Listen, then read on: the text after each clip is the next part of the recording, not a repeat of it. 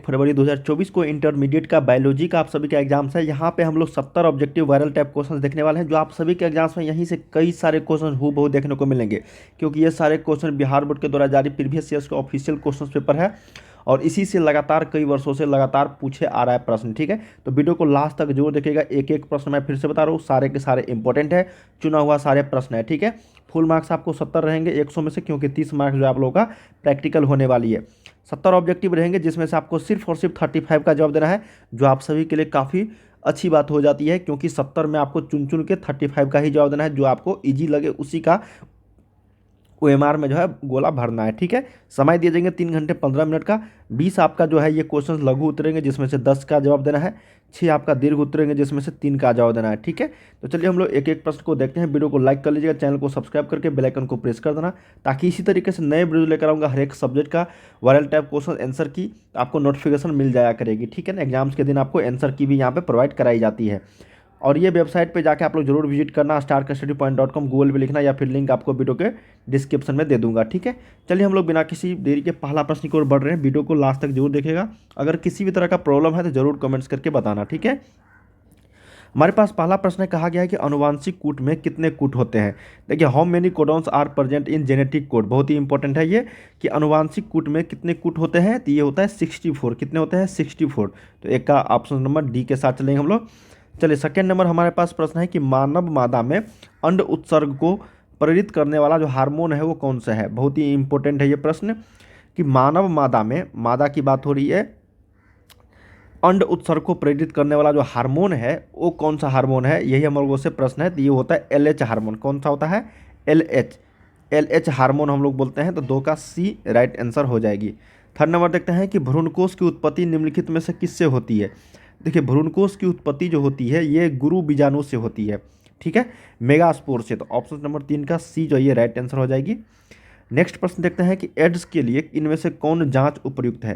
देखिए, एड्स के लिए जो जांच उपयुक्त है, यही हमारे पास प्रश्न है। तो ये है आपका एलिसा टेस्ट जो बोलते हैं हम लोग, एलिसा टेस्ट उसी को बोलते हैं। तो 4 का C जो एड्स के लिए जांच किया जाता है एलिसा टेस्ट के मदद से।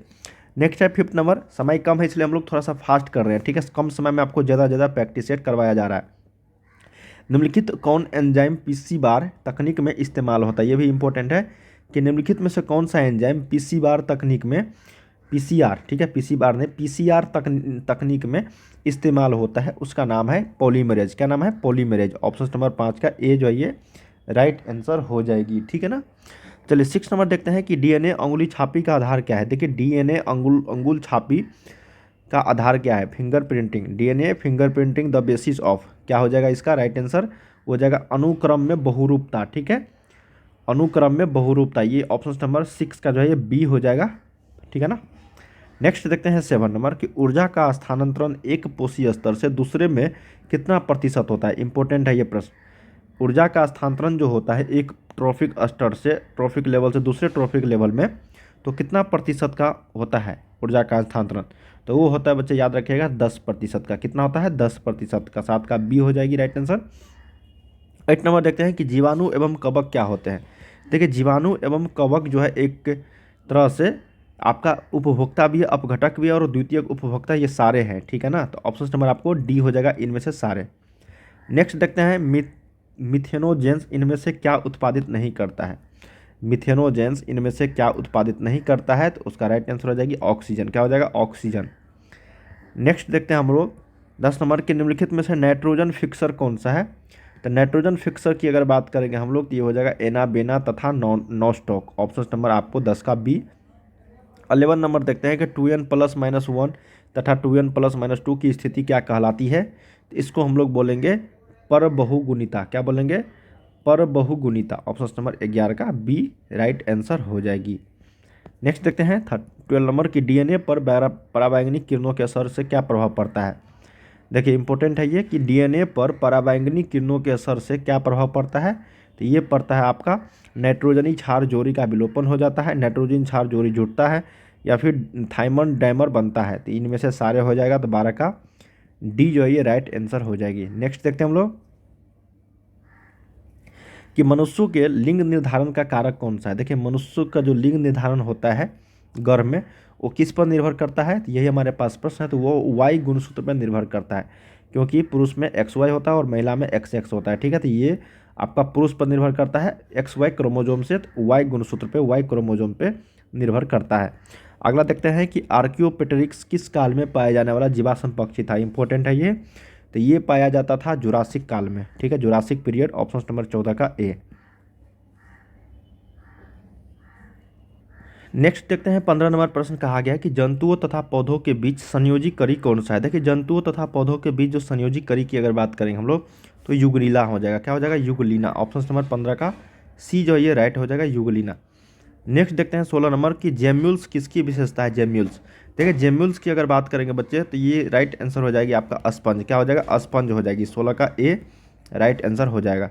नेक्स्ट देखते हैं 17 नंबर की किन पौधों में निषेचन के लिए जल माध्यम आवश्यक है। इंपॉर्टेंट है कि किन पौधों में निषेचन के लिए जल माध्यम आवश्यक है। तो ये हो जाएगा आपका, सही उत्तर के साथ चलेंगे हम लोग तो शैवाल, ब्रायोफाइट्स या फिर टेड्रोफाइट, ये तीनों हो जाएंगे। तो इनमें से सारे हो जाएंगे। ठीक है। नेक्स्ट प्रश्न है 18 नंबर के किस मादा जंतु में मध्य चक्र नहीं होता है। ठीक है, फीमेल एनिमल वेस्टस साइकिल, मध्य चक्र नहीं होता है, कौन सा ऐसा मादा जंतु है।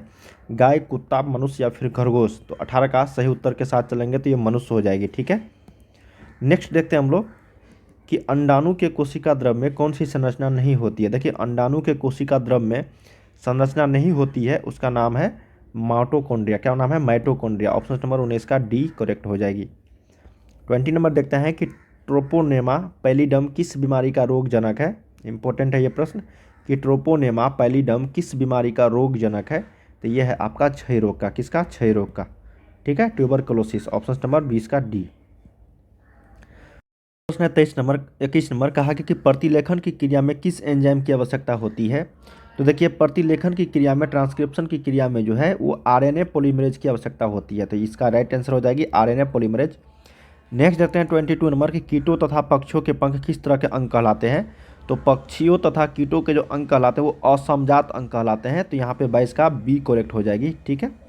23 नंबर देखते हैं यहाँ पे कि मरुस्थलीय अनुकूलन का उदाहरण निम्नलिखित में से कौन सा है। तो मरुस्थलीय अनुकूलन का ऊंट और नागफनी दोनों हो जाएंगे, तो इसलिए दोनों ए तथा बी हो जाएगी। तो इसका सी यहाँ पे करेक्ट होगा। 24 देखते हैं कि BCG वैक्सीन किस बीमारी से बचाव के लिए दिया जाता है। तो BCG वैक्सीन जो है वो क्षय बीमारी के लिए दिया जाता है। तो इसका राइट आंसर हो जाएगी 24 का बी, क्षय बीमारी, ट्यूबरकुलोसिस। ठीक है। अगला देखते हैं 25 नंबर की निम्नलिखित में से रेबीज बीमारी का रोग जनक कौन सा है। तो रेबीज बीमारी का जो रोग जनक की अगर बात करेंगे हम लोग, तो इसका राइट आंसर हो जाएगी विषाणु। क्या हो जाएगा बच्चे यहाँ पे, विषाणु हो जाएगी। ठीक है ना। नेक्स्ट देखते हैं यहाँ पे अगला प्रश्न कि निम्नलिखित में से कौन सो असंक्राम्य बीमारी है। ठीक है ना। ऑटो इम्यून डिजीज कौन सा है। तो इसका राइट आंसर हो जाएगी मिया अस्थेनिया ग्राफिस। ऑप्शन नंबर सी के साथ चलेंगे हम लोग। ठीक है, 26 का सी यहाँ पे राइट आंसर हो जाएगी। 27 देखते हैं कि सुनहरे धान में कौन सा ट्रांसजीन होता है। जो सुनहरे धान में जो है वो फाइटोइन सिनेथेटेज होती है, ये ट्रांसजीन होता है एक तरह का। तो 27 का बी यहाँ पे करेक्ट होगा। 28 देखते हैं कि बीटी टॉक्सिन क्या होता है। देखिए, बीटी टॉक्सिन की अगर बात करेंगे हम लोग, तो इसका राइट आंसर हो जाएगी अंतःकोशिकीय क्रिस्टलन प्रोटीन। ठीक है, बी करेक्ट होगा यहाँ पे, बी। 29 देखते हैं कि निम्नलिखित में से कौन मछली की विदेशी प्रजाति है। तो मछली की अगर विदेशी प्रजाति की अगर बात करेंगे, तो ये हो जाएगा आपका कौन सा, कतला, रोहू, मांगुर या फिर क्या हो जाएगा। देखिए यहाँ पे विदेशी प्रजाति, यहाँ पे कतला, मांगुर ये सारे क्या है, देसी है, इसलिए इनमें से कोई नहीं यहाँ पे होगा। 29 का डी करेक्ट होगा। 30 देखते हैं यहाँ पे कहा गया है कि बाह्य स्थानीय संरक्षण का उदाहरण कौन सा है। तो बाह्य स्थानीय संरक्षण का उदाहरण जो है यहाँ पे वो वानस्पतिक उद्यान और प्राणी उद्यान दोनों हो जाएंगे। तो दोनों ए तथा बी यहाँ पे करेक्ट होगा। अगला देखते हैं 31 नंबर। कहा गया कि प्रकृति में सबसे अधिक जनसंख्या निम्नलिखित में से किस स्पीसीज, किस जाति के हैं। तो इसका राइट आंसर अगर की बात करेंगे हम लोग, तो सबसे ज़्यादा कीटों की जनसंख्या है। ठीक है। अगला देखते हैं कि संकटग्रस्त स्पीसीज के लिए बाह्य स्थानीय संरक्षण का एक उदाहरण कौन सा है। तो संकटग्रस्त स्पीसीज के लिए जो बनाया गया है उसके लिए यहाँ पे एक 4 ऑप्शंस में से बताना है आपको। वह है आपका हिमकारी परिरक्षण। क्या हो जाएगा, हिमकारी परिरक्षण। ठीक है, 32 का बी यहाँ पे करेक्ट होगा। अगला देखते हैं 33 की निम्नलिखित में से प्रौद्योगिकी उत्पाद कौन सा है? तो प्रौद्योगिकी उत्पाद की अगर बात करेंगे तो ह्यूमुलिन, जीएम फसल और फ्लावर सेवर ये सारे हो जाएंगे, तो इनमें से सभी हो जाएगा। अगला देखते हैं कि हाथी के लिए संरक्षित क्षेत्र निम्नलिखित में से कहाँ है? तो हाथी के लिए संरक्षित क्षेत्र की अगर बात करेंगे हम लोग तो ये है आपका कहाँ पे? पलामू पशु विहार, पेरियार पशु विहार या फिर सिंपलीपाल पशु विहार या फिर इनमें से कोई नहीं। तो हाथी के लिए संरक्षित क्षेत्र निम्नलिखित में से जो है इसका राइट आंसर हो जाएगी पेरियार पशु विहार। क्या हो जाएगा? पेरियार पशु विहार। अगला देखते हैं कि अम्लीय वर्षा करने वाले प्रदूषक निम्नलिखित में से कौन सा है? तो अम्लीय वर्षा करने वाले प्रदूषक जो है वो आपको अगर बात करेंगे हम लोग तो sulphur dioxide, carbon monoxide, carbon dioxide सारे हैं, तो इनमें से सभी हो जाएंगे। तो हम लोगों ने यहाँ पे 1 से लेकर 35 तक प्रश्न किए हैं, जो आप सभी के एग्जाम्स के लिए कई बार यहाँ से प्रश्न पूछे जा चुके हैं प्रीवियस ईयर्स में। तो लगातार हम लोगों ने कई सारे क्वेश्चंस का प्रैक्टिस सेट किया, और भी आने वाले प्रश्न है सभी सब्जेक्ट के, तो चैनल को सब्सक्राइब करके रखना ताकि नए वीडियोज़ का नोटिफिकेशन आपको मिलते रहेंगे। बाय बाय, सभी को तैयारी करते रहिए।